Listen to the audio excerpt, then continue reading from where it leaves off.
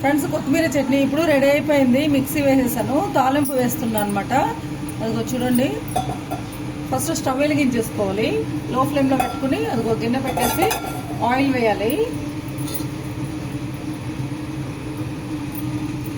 ఒక 2 spoons oil వేసుకుందాం.